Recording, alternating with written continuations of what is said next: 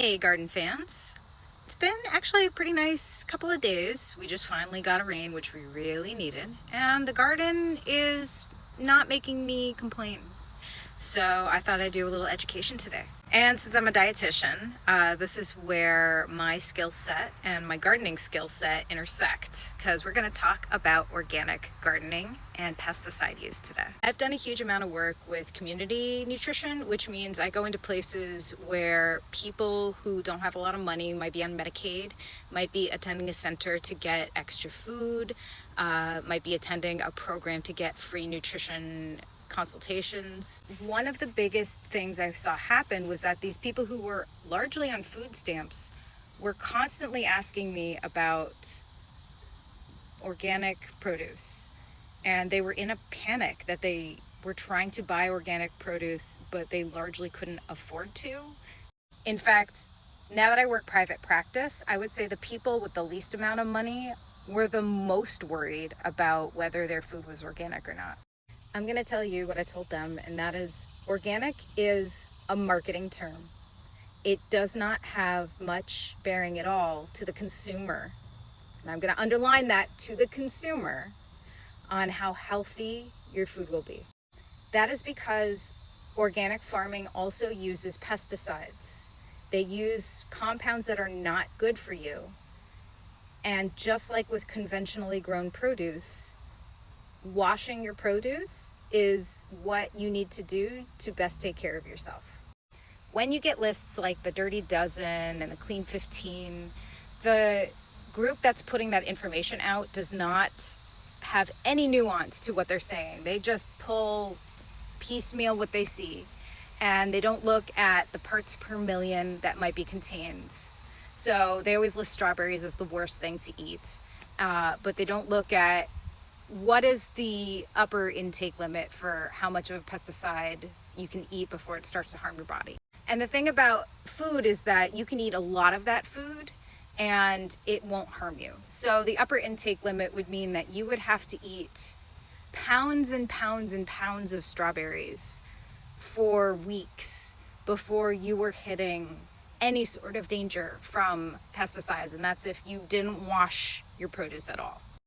Meanwhile, organic produce also has pesticides. It's very hard to grow, and I know from being a gardener, it's very hard to grow without treating certain things. Like if you looked at my other videos, I had this huge fungal infection with these tomatoes behind me. So I'm going to go through a couple of my treatments, which are widely used in organic farming. They are the same exact things that you see on the list of commonly used pesticides and herbicides and fungicides. So first on my list is Captain Jack's copper fungicide. Copper fungicide used widely in organic farming, and this is what I use to control that septoria leaf spot that was all over my tomatoes and on my grapevines and potatoes. It's first aid information. There is advice for contact to skin. There is advice for if swallowed, you have to call poison control. You might have to call 911. Inhalation is not recommended either.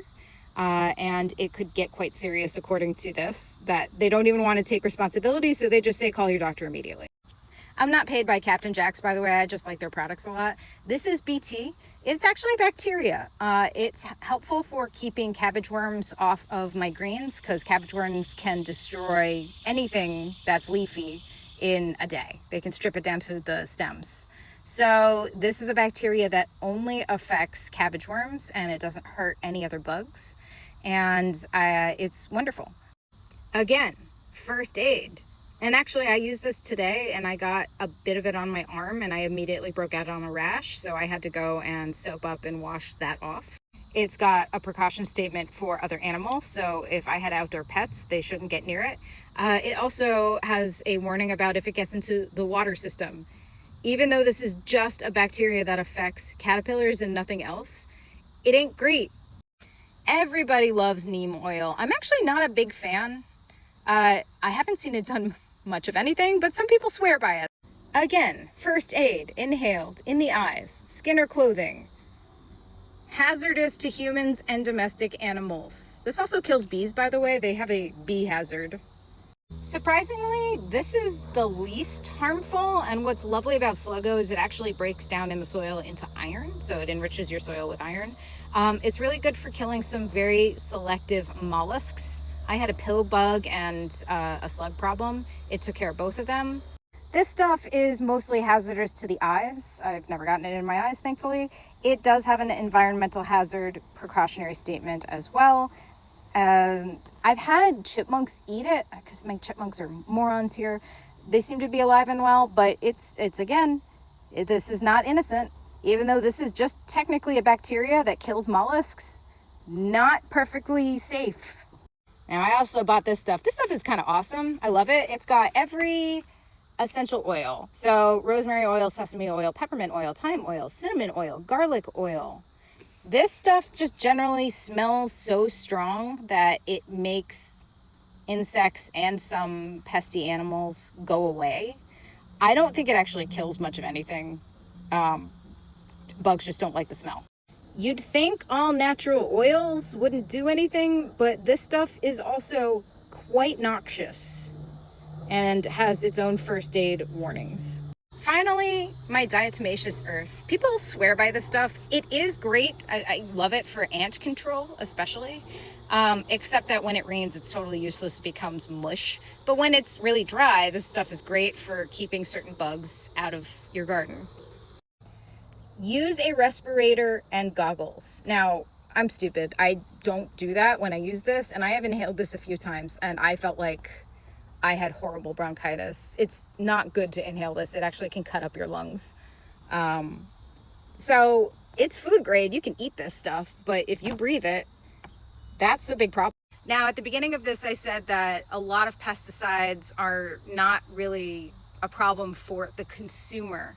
And what I meant by that is that the people spraying conventional pesticides usually get the brunt of the chemical reactions. Like inhaling a lot of the stuff I just showed you, not great. Getting it on your skin, not great. I've had reactions to some of these things, as I just had today with the BT spray.